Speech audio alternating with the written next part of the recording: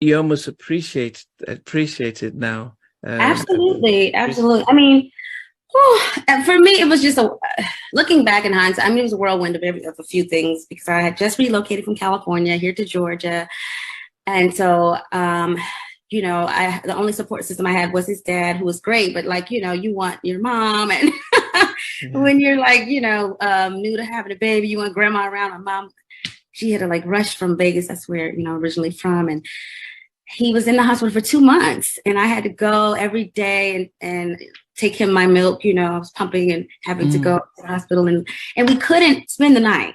His dad and I could not stay with him until he was ready to come home, closer to being ready to come home. Yeah. So like closer to the road to recovery. So like in the beginning, like the first month, man, we'd have to leave him clear across town, in the hands of the specialists and the doctors and the nurses, which, shout out to them. They did a phenomenal job, but that was rough. Yeah. As a first-time mom, a first-time dad, and it pained me. Oh, oh God, it was hard, but I pushed through it. Through the grace of God, I did much better than looking back. I did great, actually, because I don't know how I got through it.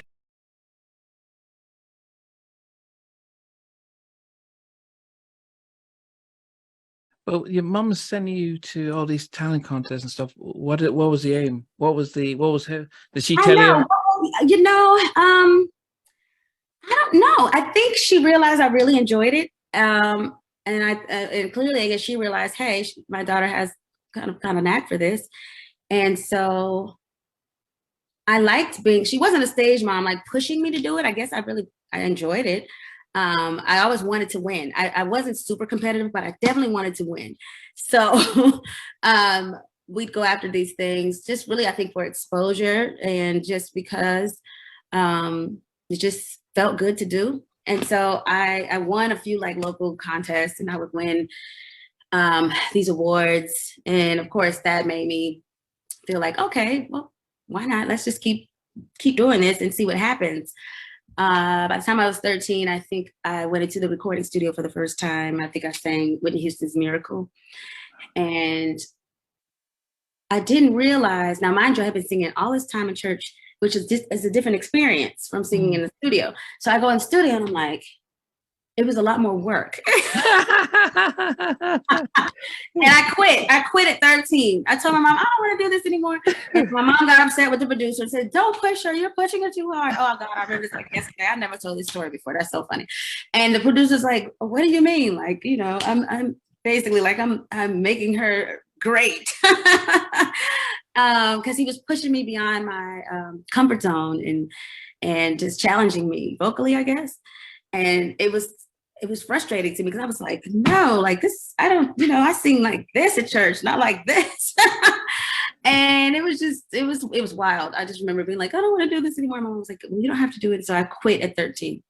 I think, well, I know actually, I know that people are starting to pay, Black people, African Americans, we're definitely starting to pay a lot more attention to our mental health. We're realizing that those of us that were brought up in church understand that it's okay and it's not against the will of God to seek, to seek therapy. Like I think we're starting to become a bit more open-minded to that.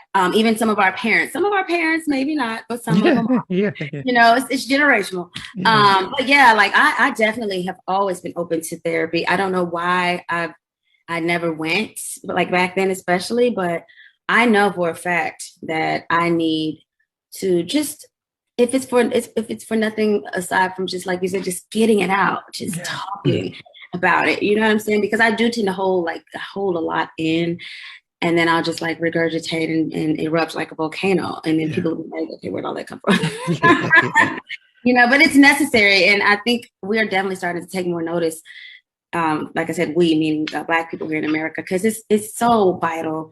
It really, really, really is. It's necessary. I know now here in America, there's a whole mental awareness month. There's a whole month dedicated to it. Don't ask me which one, but because it's kind of new. But no, and it's really important. I was going to a church where the pastor there, I loved how he put so much emphasis on seeking mental health, seeking counseling outside of church. You know what I mean? I loved that he was open to sharing that with us and letting us know, like, it's okay. We need that, do both. You know what I'm saying? Because we're humans at the end of the day. You know what I mean? And this is, God, I'm taking nothing away from you because you are my bestie. But you are my bestie. But it's just like,